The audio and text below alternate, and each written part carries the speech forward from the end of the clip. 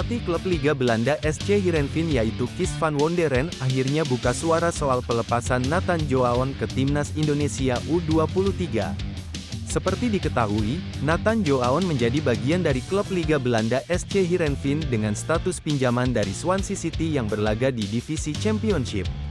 Meski jarang dapat menit bermain dari klubnya, namun posisi Nathan tak tergantikan di timnas Indonesia asuhan Sintayong. Akan tetapi, peran yang dimainkan Nathan di timnas Indonesia U23 sedikit berbeda karena dia menempati posisi gelandang. Meski demikian, di balik peran vital Nathan di lini tengah timnas Indonesia, awalnya dia sempat tak bisa bergabung dengan Garuda Muda di Piala Asia U23.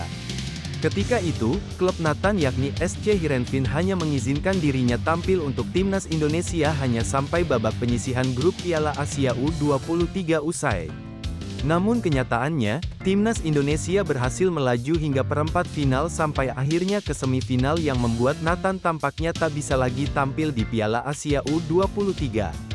Nathan Joaon bahkan sempat kembali ke Belanda untuk bergabung dengan SC Heerenveen setelah timnas Indonesia U23 lolos penyisihan grup A Piala Asia. Tapi tak berlangsung lama, Nathan Joaon akhirnya kembali bertolak ke Qatar untuk kembali bertanding dengan timnas Indonesia U23 di fase gugur. Pelatih SC Heerenveen yaitu Kees van Wonderen akhirnya buka suara terkait alasannya mau melepas Nathan ke timnas Indonesia U23. Kees van Wonderen menjawab secara bijak bahwa mungkin saja timnas Indonesia menganggap Piala Asia U23 ini sangat penting sehingga kehadiran Nathan diperlukan. Kita tidak bisa membayangkan bagaimana besarnya sepak bola dan turnamen itu bagi negara mereka, katanya. Ia menambahkan jika dia tak bisa menjamin bahwa Nathan dimainkan saat melawan PSV di Liga Belanda beberapa hari lalu.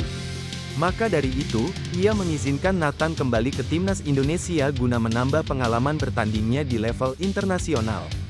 Nathan mungkin akan berada di bangku cadangan selama 90 menit melawan PSV, tapi di sisi lain dia bisa mendapatkan pengalaman bagus bersama Indonesia, itu keputusan yang kami ambil, jelas Van Wonderen.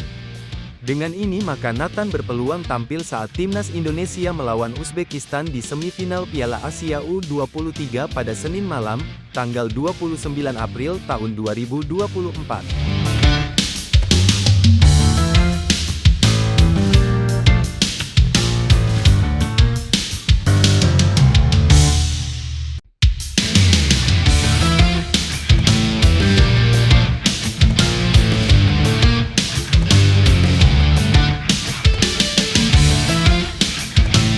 Kemenangan timnas U23 Indonesia di babak perempat final atas Korea Selatan pada Piala Asia U23 benar-benar mengagetkan semua pihak.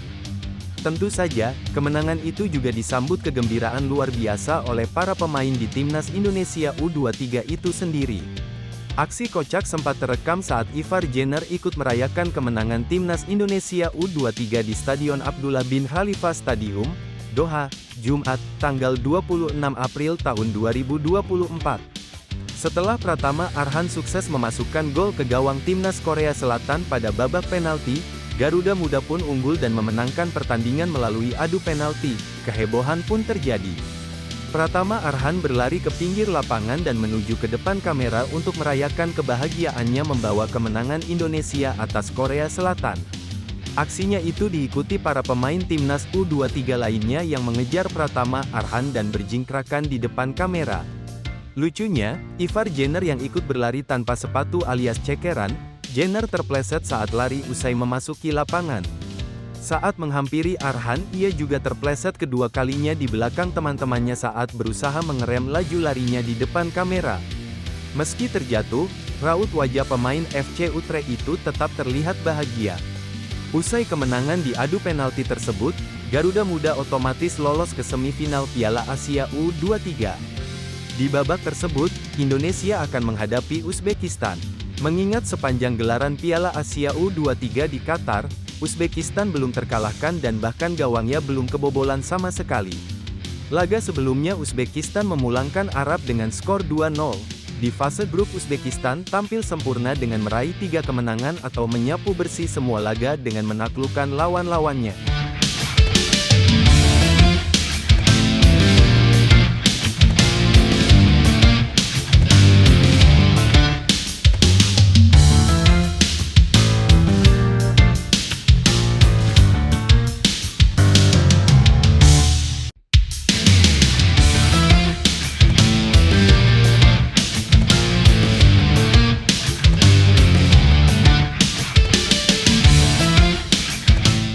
media asal Malaysia, Makan Bola dan Semuanya Bola, menyoroti kemenangan Timnas Sepak Bola Indonesia U23.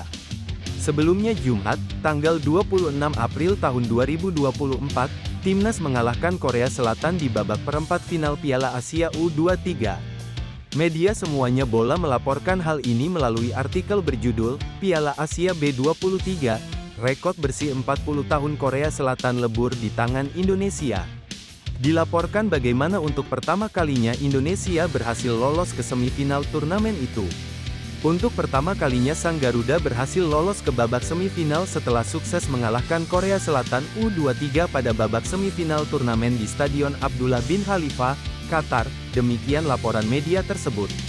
Pada laga tersebut, Indonesia berhasil merebut satu slot ke babak semifinal dengan membukukan kemenangan di adu penalti dengan hasil 11-10 setelah masing-masing bermain imbang 2-2 di laga sebenarnya, katanya. Media ini juga menyebutkan rekor bersih Korsel selama 40 tahun ke pentas Olimpiade harus dijegal oleh Indonesia. Digunakan kata-kata seperti Indonesia merusak sejarah. Tradisi mereka yang selalu lolos ke pentas Olimpiade, akhirnya dirusak oleh Indonesia dan tentunya akan tercatat dalam sejarah sepak bola tanah air di kalangan pecinta sepak bola di sana, tambah media tersebut. Sementara media Makan Bola menyoroti bagaimana Malaysia harus mencontoh Indonesia. Ini terlihat dalam melalui artikel berjudul, Indonesia dominasi perlawanan tewaskan Korea, Malaysia wajar contohi jiran. Berdasarkan statistik pertandingan AFC kemarin, Indonesia berhasil melancarkan 21 percobaan dengan 5 diantaranya tepat sasaran sedangkan lawan hanya mencatatkan 2 percobaan akurat sepanjang 120 menit, lapor media tersebut. Sang Garuda menguasai 53% pertandingan dan hanya mengoleksi 2 kartu kuning dengan Taeguk Warriors dihukum 3 kartu kuning dan 1 kartu merah, tambahnya. Keberhasilan wakil Asia Tenggara ini patut menjadi pembelajaran bermanfaat bagi Malaysia yang harus menelan kenyataan saat terdampar di babak penyisihan grup.